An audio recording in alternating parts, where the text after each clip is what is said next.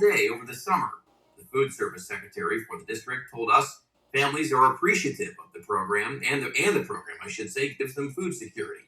There's a family of 8, and she said that they were actually living in a hotel right now, and they didn't get the keys to their apartment until I think next Wednesday. So she said it was like a great help. For families who missed the donations today, Russell says they'll have another chance since the meals will be given out nearly every Friday this summer. 1 week from today, the city of Troy will be hosting its annual Juneteenth celebration. The festivities will begin next Friday at 6:30 p.m. at the Troy Hayner Cultural Center. Celebrations will continue into Saturday with the Juneteenth Walk. That'll start at 3 in the afternoon at Hobart Equipment Group on Southridge Avenue and end at McCaig and Race Park. All activities are free here and open to the public. And now, your Storm Center 7 forecast with meteorologist Robert Gauthreaux III.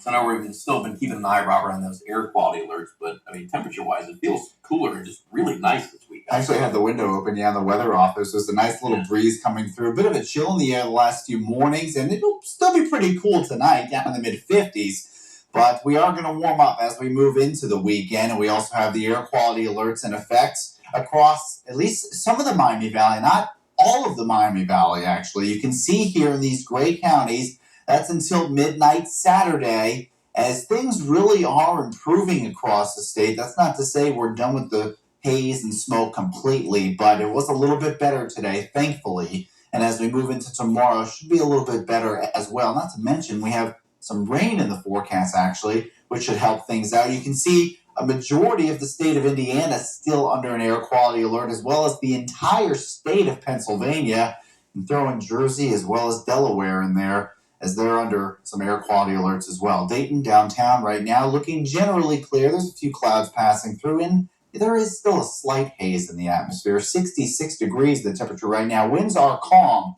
Now you want at least some wind to help move some of this out. Right now we're looking at an air quality index of 97, and that brings it to the actual moderate stage. And that's pretty much where it's been all day, thankfully. We have an area of high pressure indicating, or at least kind of dominating our weather pattern right now. That's why we're looking at some generally clear skies. But you see this little line of showers here making their way toward Lake Superior.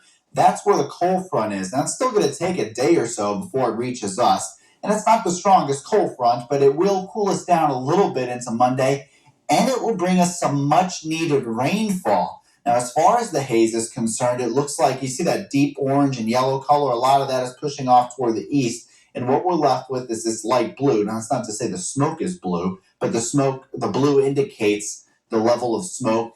And as it pushes out of here, it gets lighter and lighter and lighter. So that is some good news. Temperatures right now, 66 in Dayton. We're looking at 59 now in Troy. So a few places already dropping into the 50s. Still a little warm there in Oxford. And as we move into the overnight hours, it'll still be pretty cool. I mean, we're looking at temperatures down into the mid-50s tonight. We are just slightly warmer than this time yesterday in a few places, although you do notice it is a little bit cooler up here toward the northeast. Most of us stayed out of the 80s today. Slightly cooler than average if you want to argue that, but generally pretty seasonable. We did hit 80 degrees in Springboro as well as Oxford, and we're still very, very dry. We have the beige color across the state indicating actual drought across the region. 98% of the state is at least abnormally dry. Over the next 24 hours, temperatures are going to drop into the mid-50s, but then we are back into the mid-80s tomorrow, actually. The 7-day forecast shows some showers moving into into Sunday. That's likely going to be after noon and then into the evening hours. Some showers lingering into Monday as well. So some much-needed rain. And those aren't the only days. Actually, as we move into Tuesday and into Thursday, chance of an isolated shower there, too. All right, thanks, Robert. $800,000. That's how much money scammers have stolen from people who are looking for work.